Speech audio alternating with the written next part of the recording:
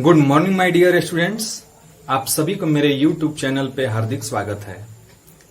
आज biology class 12 के तीसरे चैप्टर ह्यूमन रिप्रोडक्शन का तीसरा लेक्चर है। Today will be discuss about female ovary, sperm and ovum. मेरे प्रिय बच्चों, इसके पहले जो लेक्चर फर्स्ट और सेकंड था, उन दोनों पर आधारित सबसे पहले आप लोगों से मैं कुछ क्वेश्चन पूछ रहा हूं। इस क्वेश्चन को ध्यान से सुने और उसका आंसर दीजिए। फर्स्ट क्वेश्चन है कि नर और मादा में प्राथमिक जनन अंग कौन कौन से हैं? What are the sex organ? What are the primary sex organ in female and male? जल्दी से इसका आंसर लिखिए। Second question, bulbo urethral gland का दूसरा नाम क्या है और यह कहां स्थित होता है? यानी कि यह बल्बो यूरेथ्रल ग्लैंड का दूसरा नाम क्या है और यह कहां स्थित होता है? आपको ऑप्शन दे रहे हैं। टेस्टिस के पास, एपिडिडाइमिस के पास, यूरेथ्रा के नीचे और प्रोस्टेट ग्लैंड के नीचे। चारों ऑप्शन ध्यान दीजिएगा। टेस्टिस के पास, यूरेथ्रा के नीचे, प्रोस्टेट ग्लैंड के नीचे और एपिडिडाइमिस के पास। तीसरा क्वेश्चन है कि स्पर्म का मैच्यूरेशन यानी कि शुक्राणुओं का परिपक्वन कहां पर होता है? यह थर्ड क्वेश्चन था। फोर्थ क्वेश्चन है कि यूटेरस का इनर लेयर यानी कि गर्भाशय का आंतरिक स्तर को किस नाम से जानते हैं? ये चारों क्वेश्चन बहुत इजी हैं बच्चों। यदि किसी क्वेश्चन में कंफ्यूजन हो तो आप पिछला लेक्चर देख सकते हैं। आप कमेंट्स बॉक्स में इसका आंसर लिख कर भेजें। खास करके एक जो मैं बल्बो यूरेथ्रल ग्लैंड कहां स्थित है, उस क्वेश्चन को जरूर आप, अच्छा क्वेश्चन है, इस पर ध्यान देना कि ये टेस्टिस के पास है, कि एपिडिडाइमिस के पास है, कि प्रोस्टेट ग्लैंड के नीचे है, कि यूरेथ्रा के नीचे है। पिछला लेक्चर आप देखेंगे, सभी का आंसर मिल जाएगा। चलिए, आज का जो मेन टॉपिक है काफी इंपॉर्टेंट है। आप देखेंगे कि आज के लेक्चर के बारे में मैं बताऊं कि एवरी पीपुल्स, प्रत्येक लोगों को इसके बारे में अच्छे से जानकारी होनी चाहिए। आपके एग्जाम के दृष्टिकोण से देखा जाए तो ये लघु उत्तरीय प्रश्न और दीर्घ उत्तरीय प्रश्न के रूप में भी पूछा जाता है और इस टॉपिक से ऑब्जेक्टिव प्रश्न पूछे जाते हैं। ऑब्जेक्टिव प्रश्न हम एक एक पॉइंट जो इसमें बताएंगे, उन बातों को आप ध्यान दीजिएगा। आप उन बातों को आप नोट करके लिख सकते हैं, क्योंकि आज मैं इस एक क्वेश्चन के माध्यम से कुछ टॉपिक लिखेंगे। चूंकि लघु उत्तरीय प्रश्न को भी ध्यान में रखना है, दीर्घ उत्तरीय प्रश्न को भी ध्यान रखना है, लेकिन ऑब्जेक्टिव प्रश्न के लिए मैं इसमें जो पॉइंट बताऊंगा उसको आप ध्यान दीजिएगा, बिल्कुल क्लियर होगा। ये टॉपिक एक ऐसा है कि काफी कॉम्प्लिकेटेड टॉपिक है। समझने में भी आप लोग कई बुक से देखेंगे, लेकिन फिर भी कहीं ना कहीं कॉम्प्लिकेशन जो बनता है वो आपको कंफ्यूज करता है। जैसा कि क्वेश्चन है, मादा अंडाशय का सचित्र वर्णन करें। Illustrate the female ovary. Illustrate the female ovary. आपको पता है कि ओवरी जो है फीमेल में वन पेयर यानी कि दो संख्या में दो पाई जाती है, जो कि एब्डोमिनल कैविटी में किडनी के नीचे स्थित होता है। जिसका लेंथ, जिसका आप छोटा सा मैं टॉपिक इस पर जो पॉइंट बता रहे हैं उसको आप कहीं पर नोट कर सकते हैं। इसका जो लंबाई है यानी कि लेंथ है वो अप्रोक्स 3 सेंटीमीटर है। इसकी जो चौड़ाई है, विड्थ जो है वो 1.5 सेंटीमीटर है और जो इसकी मोटाई है वो है 1 सेंटीमीटर।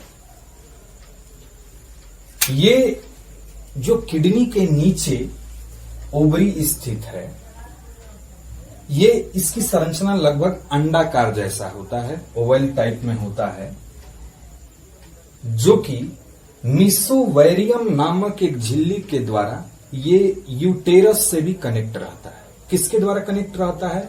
मीसोवेरियम के द्वारा ये कनेक्ट रहता है। तो आपको ये पता हो गया कि इसकी नंबर्स कितने हैं। टोटल 1 पेयर है जो कि किडनी के नीचे स्थित है और इसकी जो लेंथ, चौड़ाई और मोटाई पता चल गया। लेकिन जो मेन क्वेश्चन है उसकी ओर हम बढ़ते हैं। ये अंडाशय का एक अनुप्रस्थ काट है, टीएस है। इसके अंदर का भी ये पूरा पार्ट इसमें दर्शाया गया है। इसमें आप देख रहे हैं कि 2 लेयर हैं, इसमें 2 लेयर हैं।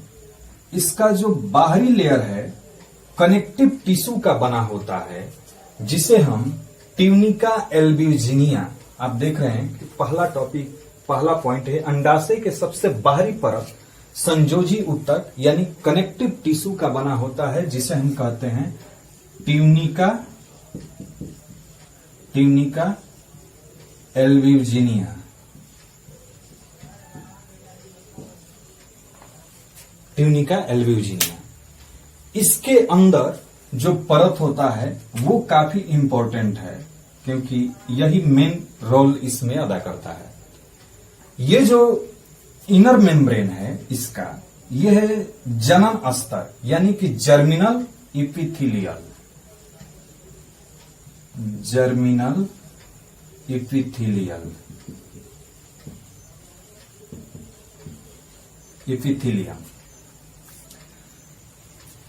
इसके 2 लेयर हो गए।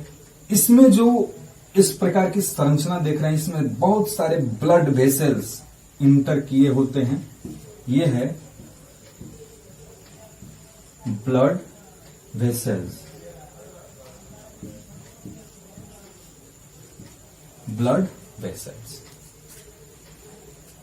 इसके अंदर जो लिक्विड फॉर्म में कुछ संरचनाएं होती हैं, कुछ इस प्रकार से। इसके जो आंतरिक भाग है उसको हम कहते हैं अस्ट्रोमा। इसका जो आंतरिक भाग है, इसमें जो संरचनाएं स्थित हैं, ब्लड के समान संरचनाएं, ब्लड लाइक संरचनाएं उपस्थित होती है, जिसको हम कहते हैं अस्ट्रोमा। पिछले लेक्चर में इस अस्ट्रोमा का मैं नाम लिया था। इसके बारे में थोड़ा सा आप इस पॉइंट को ध्यान देना अब, क्योंकि अभी इसको मैं मिटाऊंगा भी। यदि हम इसको ओवरी माने तो, और इसमें 2 लेयर हैं। बाहरी लेयर जो हो गया वो ट्यूनिका एल्ब्यूजिनिया हुआ और जो आंतरिक हुआ जर्मिनल इपिथेलियल। इसके अंदर जो पूरा गोलाकार पार्ट है, इसके अंदर जो लिक्विड फॉर्म में है वो कहलाता है अस्ट्रोमा। क्या कहलाया? अस्ट्रोमा। अब अस्ट्रोमा के भी 2 पार्ट होते हैं। जैसे कि कुछ अंदर देखिए, मैं यहां पे ब्लू कलर किया हूं और इसका परिधीय जो क्षेत्र है उसको मैं ब्लैक से कर दे रहा हूं। आप ध्यान देना, हो सकता है वीडियो में कलर की पहचान न हो सके, लेकिन जो इसका परिधीय भाग है जो कि ब्लैक से हम लिखे हुए हैं, ये होता है कॉर्टेक्स, और जो ब्लू से मैं बीच में किया हूं वो होता है मेडुला। क्या होता है? मेडुला। क्लियर है बच्चों? इसका tunica albuginea, germinal epithelial, blood vessels और इसका जो आंतरिक भाग है वो क्या कहलाया? अस्ट्रोमा। अस्ट्रोमा में जो परिधीय पेरिफेरल पार्ट जो लेयर होता है वो होता है कॉर्टेक्स, और जो इसका इनर पार्ट होता है, जो बीच का भाग होता है, मिडिल पोर्शन जो होता है, वो होता है मेडुला। अब हम इसके अन्य पार्ट की ओर देखें तो क्या होता है, इसके अंदर कैसी घटनाएं होती हैं उसको हम लोग देखें। क्योंकि इसके बाद जब हम इसको आगे बढ़ाएंगे तो फीमेल में पाए जाने वाले जो मेंस्ट्रुअल साइकिल होता है उसके अंदर ये सारे प्रोसेस हार्मोनल चेंजिंग के अनुसार ओवम अंडाणु का विकास होता है।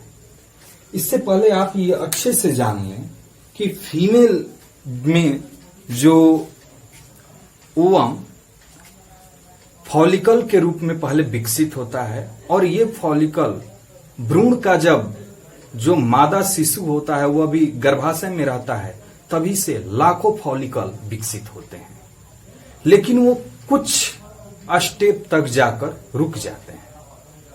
उसकी जो प्यूबर्टी तक आप पहुंचने, उस मादा को जो प्यूबर्टी यानी कि एक एडल्ट स्टेज तक पहुंचते पहुंचते उसके कई जो प्राइमरी फॉलिकल होते हैं वो नष्ट हो गए रहते हैं, और नष्ट होकर इस स्ट्रोमा में ही मुक्त हो गए रहते हैं, बर्बाद हो गए रहते हैं।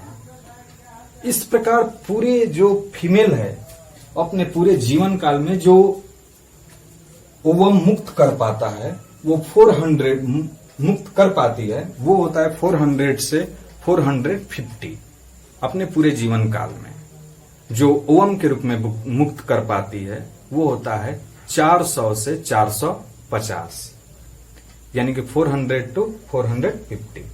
ऐसे इसका विकास कहां से प्रारंभ हुआ? भ्रूणा अवस्था से ही। जब वो मादा शिशु भ्रूण में है, गर्भाशय में है, तभी से उसके अंदर जो अंडाशय है, अंडाशय में जो प्राइमरी फॉलिकल इत्यादि बनने लगते हैं।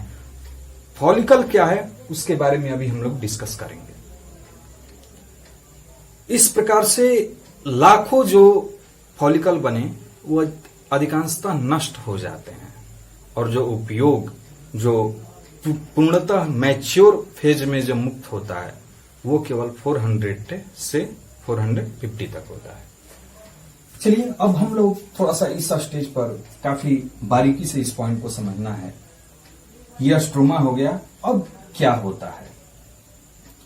ये जो जर्मिनल एपिथेलियल आप देख रहे हैं, इससे कुछ कोशिकाएं अलग होती हैं। स्ट्रोमा में जर्मिनल एपिथेलियल की कुछ कोशिकाएं अलग होंगी, और उस साइट यानी कि ओवम का जो फर्स्ट स्टेज उस साइट है उसका निर्माण कर उसके चारों तरफ लेयर बनाती हैं।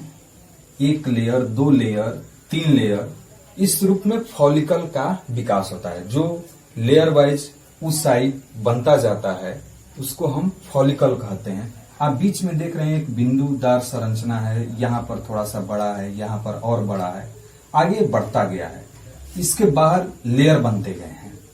तो जर्मिनल एपिथेलियल से जो कोशिकाएं अलग हुआ वो धीरे धीरे विकसित होकर फर्स्ट जो मैं नाम दिया वो है प्राइमरी फॉलिकल। इसको हिंदी में कहते हैं प्राथमिक पुटक। प्राथमिक पुटक, लेकिन आप इंग्लिश नाम ही याद रखिएगा, इसको कहते हैं प्राइमरी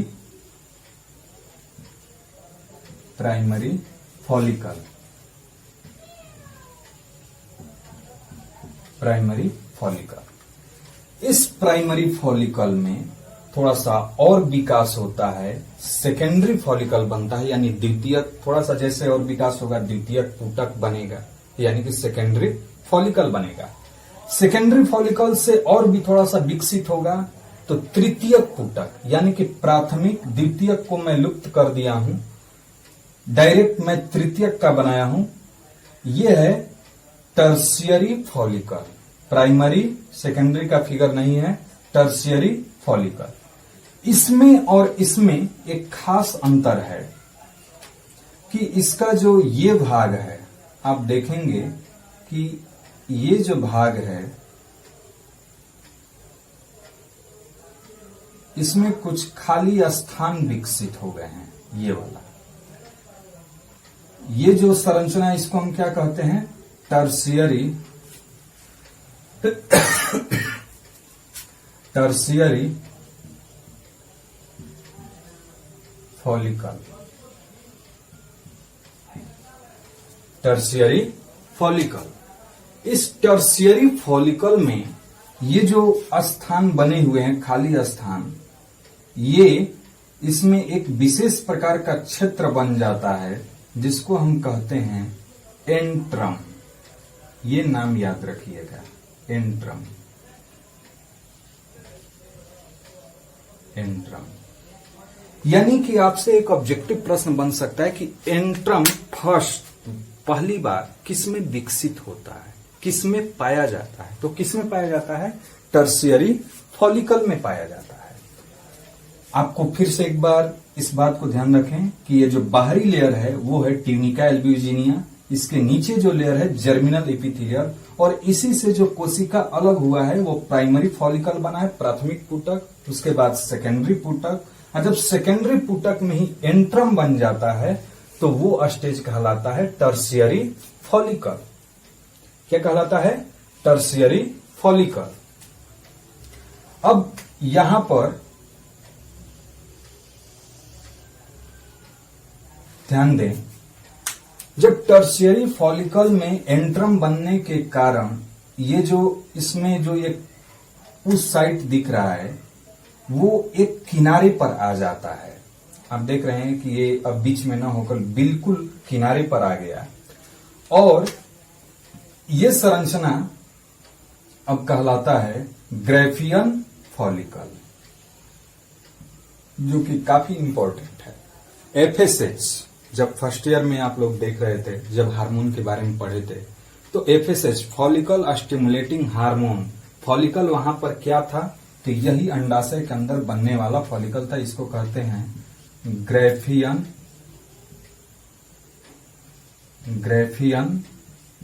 फॉलिकल। थोड़ा सा इसको सही से लिख लीजिए।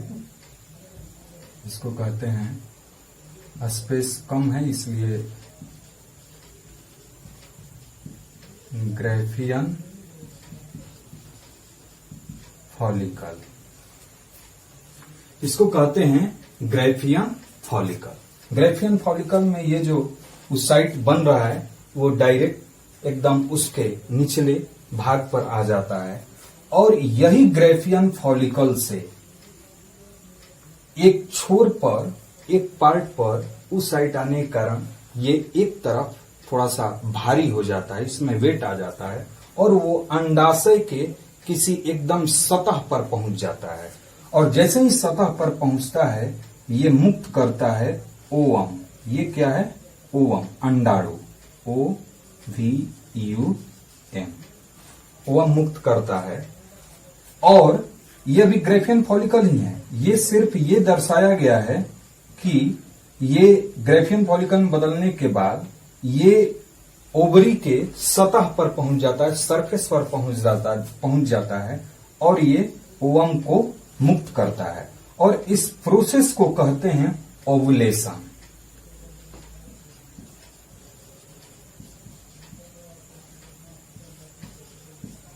ओवुलेशन, अंडोत्सर्ग क्रिया। क्या कहलाता है? अंडोत्सर्ग, क्योंकि इस स्टेज पर अंडाणु अंडाशय से बाहर निकलता है, मुक्त होता है, रिलीज किया जाता है। ये जो स्टेज मेनस्ट्रुअल साइकिल के एप्रोक्स 14वें दिन, जो 14वां दिन होता है मेनस्ट्रुअल साइकिल, हम लोग पढ़ेंगे किस समय कहां तक स्टेज पहुंचता है, सारे हम लोग बात करेंगे मेनस्ट्रुअल साइकिल के अंतर्गत। तो ये जो ओवुलेशन क्रिया है ये लगभग 14वें दिन, मेनस्ट्रुअल साइकिल के 14वें दिन होता है। अब ये आपको पता है कि ये अंडाणु जब इससे बाहर निकला तो कहां पर जाएगा? थोड़ा सा पिछले लेक्चर का आप केयर करें। इस प्रकार ध्यान दें कि अंडाणु यहां पर थे और दोनों तरफ इस प्रकार से फैलोपियन ट्यूब था, और फाइलोपियन ट्यूब में ये जो अंगुली नुमा संरचना थी फिमरी, ये हमेशा मूव करता रहता है। ये अपने अंदर सक कर लेगा। जब सक करेगा तो अंडाणु इसके फाइलोपियन ट्यूब में चला गया। अब ये फाइलोपियन ट्यूब जो है, ये जो फाइलोपियन ट्यूब है, फाइलोपियन ट्यूब में ओवम पहुंचेगा तो दो चीजें हो सकती है। या तो बहुत केयरफुली बच्चों आप सुनना, क्योंकि यहां से एक अलग परिवर्तन होने वाला है। Please concentrate your mind. तो आप अपने माइंड को कंसंट्रेट करें इस बात को सुनने के लिए।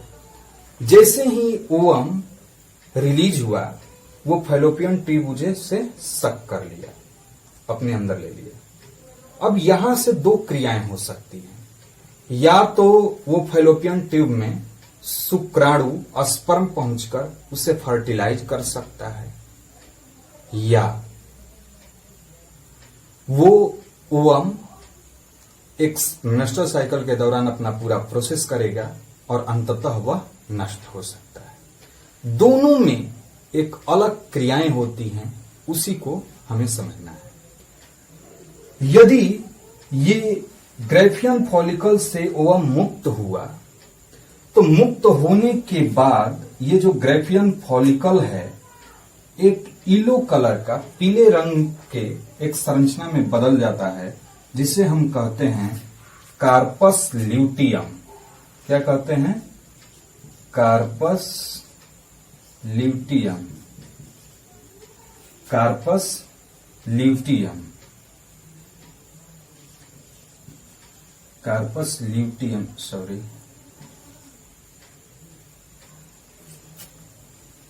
Corpus luteum.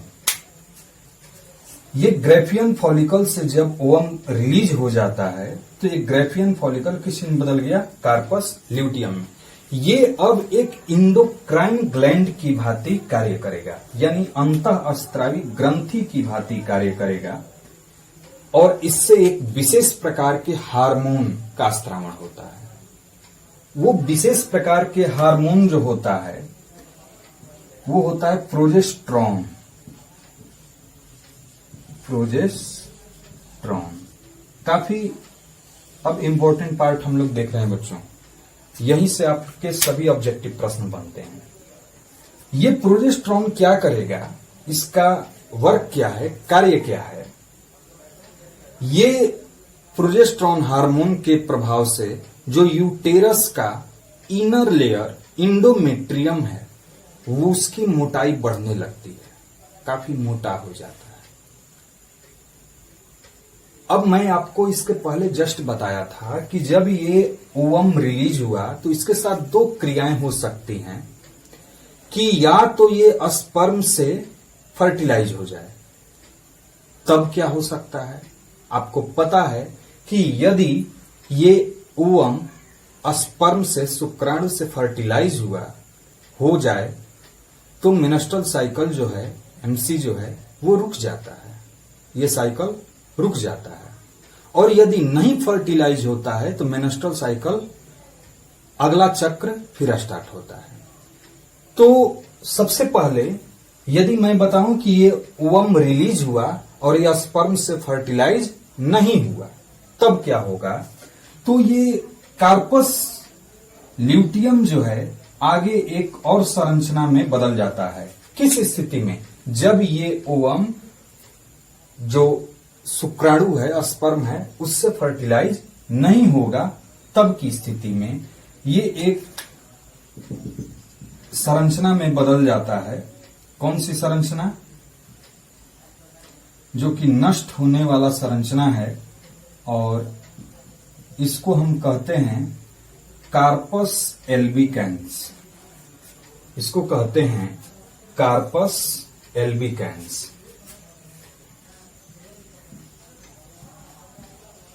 कार्पस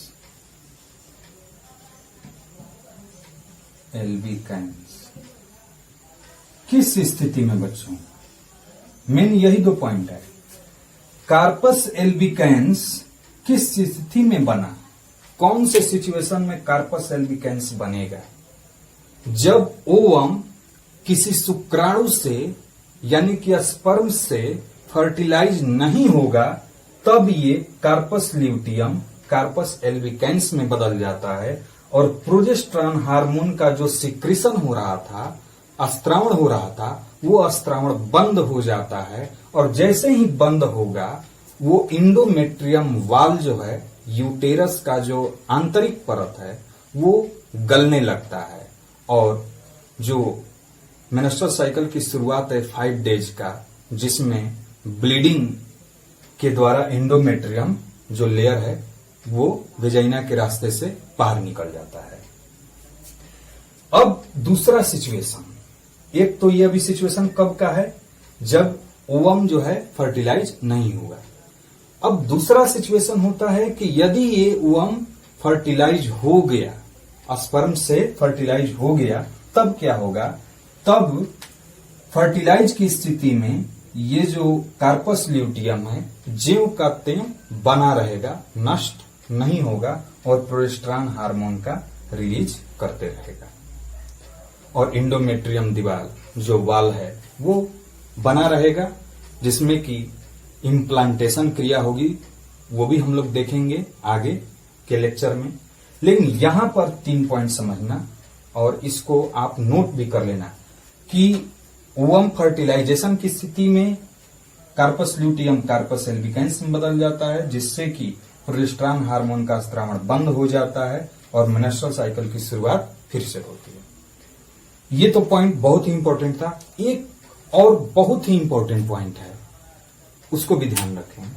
ये जो आपके बोर्ड में भी क्वेश्चन है और सीपीएमटी में भी ये क्वेश्चन पीएमटी नीट एग्जाम में कई बार पूछा गया है कि ये जो ओवुलेशन क्रिया है इसका नियंत्रण किसके द्वारा होता है। कई ऑप्शन में भी रहेगा कुछ भी। ये जो ओवुलेशन क्रिया यानी अंडोत्सर्ग क्रिया है, इसका नियंत्रण ल्यूटिनाइजिंग हार्मोन करता है। कौन से हार्मोन? Luteinizing hormone LH। जैसे ही ये प्राइमरी फॉलिकल बनना स्टार्ट होता है, उसी समय 2 प्रकार के हार्मोन LH और FSH, ल्यूटिनाइजिंग हार्मोन और फॉलिकल स्टिमुलेटिंग हार्मोन, दोनों का स्त्रावण होता है और ये गर्भाशय के दीवार जो इंडोमेट्रियम उसको मोटा होने की क्रिया को नियंत्रण करने लगता है और मध्य मेंस्ट्रुअल साइकिल जब तक मध्य में पहुंचता है, 13 से 14 दिन तक में पहुंचता है, तो ल्यूटिनाइजिंग हार्मोन का स्त्रावण काफी बढ़ जाता है और यही क्रिया इसका नियंत्रण ल्यूटिनाइजिंग हार्मोन ही नियंत्रण करता है। किसको? ओवुलेशन को। यानी कि इसके नीचे आप लिख सकते हैं कि ये किसको नियंत्रण, ओवुलेशन को नियंत्रण कौन करता है? Luteinizing hormone. कौन सा नियंत्रण कर रहा है? Luteinizing hormone. और ल्यूटिनाइजिंग हार्मोन का कार्य बस यहीं तक है। जैसे ही ओवुलेशन क्रिया हो गया, उसके बाद कार्पस ल्यूटियम बना, कार्पस ल्यूटियम से अब आगे प्रोजेस्टेरॉन हार्मोन अपना कार्य करता है। इसके पहले ल्यूटिनाइजिंग हार्मोन कार्य करता है और FSH, लेकिन खास करके ओवुलेशन क्रिया का नियंत्रण कौन करता है? Luteinizing hormone. तो ये 2 बहुत ही इंपॉर्टेंट यहां से ऑब्जेक्टिव प्रश्न आप मेरे लेक्चर से जरूर इसको लिखना, कई बार का पूछा हुआ क्वेश्चन है। अब इसका कुछ पॉइंट आप लोग नोट कर सकते हैं, जैसे कि फर्स्ट पॉइंट है, ये तो फिगर डायग्राम बनाकर आप इसमें नामकरण कर लीजिएगा। अब हम देखते हैं कि इसके साथ साथ जो पॉइंट आप लिखना चाहें उसको लिख सकते हैं। जैसे कि अंडाशय के सबसे बाहरी परत संयोजी ऊतक कनेक्टिव टिश्यू के बने होते हैं, जिसे ट्यूनिका एल्ब्यूजिनिया कहते हैं, जिसके नीचे जनन स्तर यानी कि जर्मिनल एपिथेलियम उपस्थित होता है। अभी मैं बताया, जर्मिनल एपिथेलियल से कुछ कोशिकाएं अलग होकर प्राइमरी फॉलिकल का निर्माण करती हैं, जो कि आगे विकसित होकर सेकेंडरी फॉलिकल में बदलता है, जिसमें एक विशेष भाग एंट्रम का निर्माण होता है।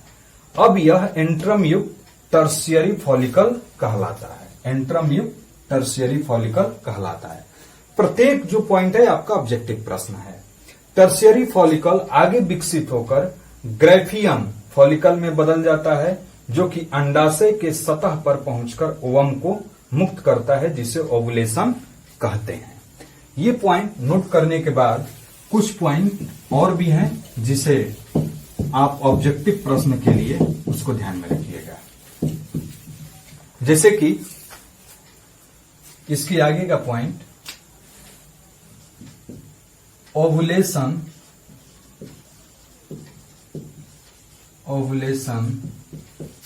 क्रिया का नियंत्रण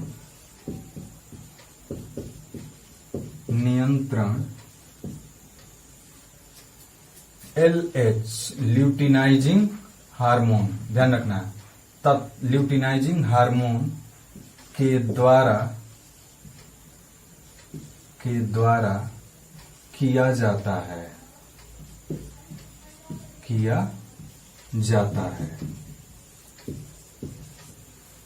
दूसरा next point,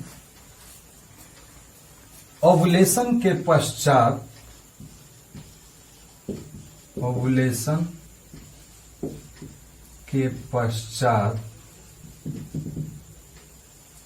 ग्रैफियन follicle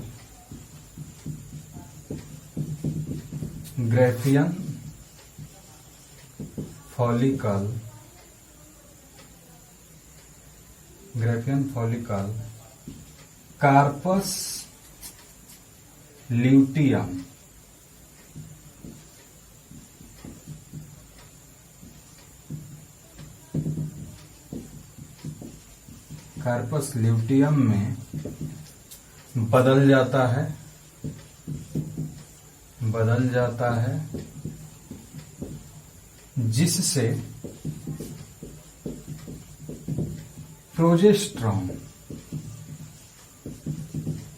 progesterone hormone का स्त्रावण होता है। कार्पस ल्यूटियम का जो कलर है वो कैसा है? येलो कलर है, पीला कलर है। बहुत सारे पॉइंट है जो मैं अभी बताया, लेकिन उसको लिखा नहीं हूं। आप उसमें से जो भी इंपॉर्टेंट पॉइंट, जो सारे इंपॉर्टेंट पॉइंट ही बताए हैं, उसको लिख सकते हैं। इसके आगे लिख सकते हैं, मैं लिख नहीं रहा हूं, मैं बोल दे रहा हूं, आप उसको लिख लीजिएगा, नोट कर लीजिएगा। यदि ओवम अंडाणु शुक्राणु के द्वारा, स्पर्म के द्वारा निषेचित हो जाता है, फर्टिलाइज हो जाता है, तो कार्पस ल्यूटियम ज्यों का त्यों बना रहता है।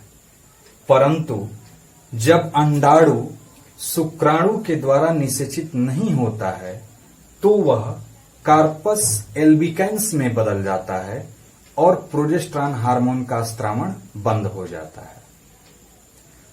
नेक्स्ट पॉइंट कर लीजिएगा कि प्रोजेस्टेरॉन हार्मोन के द्वारा यूटेरस का जो इनर लेयर है, इंडोमेट्रियम, उसकी मोटाई में वृद्धि होती है। तो ये पॉइंट था आज का ओवरी का सचित्र वर्णन। इसके आगे हम लोग देखते हैं कि अंडाणु की संरचना कैसी है। तो चलिए नेक्स्ट क्वेश्चन की ओर हम लोग आगे बढ़ें।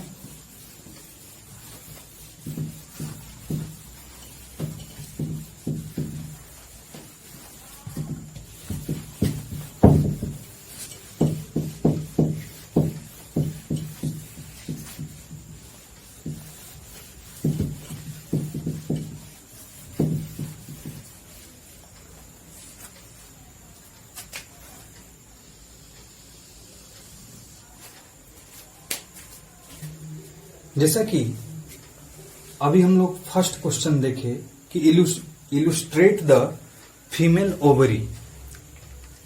नेक्स्ट क्वेश्चन है कि मादा अंडाणु का सचित्र वर्णन करें, यानी कि इलुस्ट्रेट द फीमेल ओवम। यदि हम फीमेल ओवम की बात करें, जो कि ओवरी से ओवुलेशन के द्वारा, अंडोत्सर्ग क्रिया के द्वारा जो मुक्त हुआ है, तो उसके चारों तरफ, ये एक ओवम है, ओवम, इसके चारों तरफ जो भाग है वो ग्लाइकोप्रोटीन का बना हुआ है। किसका बना हुआ है? ग्लाइकोप्रोटीन का, जो कि बाहरी परत जो है वो कहलाता है कोरोना रेडिएटा। क्या कहलाता है? कोरोना। ऐसे ही नाम तो ये भूलने लायक नहीं है, कोरोना नाम तो ऐसे ही फेमस हो गया है। Corona radiata, corona radiata. और दूसरा है जो इसका अंदर वाली लेयर जो है, जो अंदर वाली लेयर है ये कहलाता है जोना पेलुसिडा। जोना पेलुसिडा, जो कि ये जो लेयर है किसका बना होता है बच्चों? तो ध्यान रखना, आपका ऑब्जेक्टिव प्रश्न है, ये ग्लाइकोप्रोटीन का बना होता है। इसके अंदर कुछ लिक्विड फॉर्म में होते हैं और जो मध्य में इसका जो पार्ट है वो है न्यूक्लियस। न्यूक्लियस, यही न्यूक्लियस आगे चलकर जब इसके अंदर स्पर्म का न्यूक्लियस एंट्री करता है तो इसके साथ जुड़कर वो जाइगोट का निर्माण करेगा। तो इसके पॉइंट आप लिख सकते हैं कि ओवुलेशन के पश्चात मुक्त हुए अंडाणु का जो बाहरी परत है वो कोरोना रेडिएटा कहलाता है। उसके नीचे दूसरा परत जोना पेलुसिडा है, जिसका निर्माण ग्लाइकोप्रोटीन से हुआ रहता है और इसके अंदर केंद्रक पाया जाता है। तो ये लघुतरीय प्रश्न में 2 मार्क्स क्वेश्चन ये पूछा जा सकता है, लेकिन इसके लेयर जो हैं किसके बने होते हैं? ग्लाइकोप्रोटीन के। ये आप जरूर ध्यान रखिएगा। ठीक है बच्चों, तो नेक्स्ट लेक्चर में हम लोग मानव शुक्राणु की संरचना देखेंगे, स्पर्म का सचित्र वर्णन, इलुस्ट्रेट द मेल स्पर्म हम लोग देखेंगे, पढ़ेंगे, जो कि काफी इंपॉर्टेंट है। चूंकि आज का लेक्चर लॉन्ग हो जाएगा इसलिए उसको हम लोग नेक्स्ट लेक्चर में देखेंगे। जो आपको 4 क्वेश्चन दिए थे उस क्वेश्चन पर जरूर ध्यान दें, वो काफी इंपॉर्टेंट क्वेश्चन है। तो थैंक यू बच्चों, नेक्स्ट लेक्चर में मिलते हैं। All the best.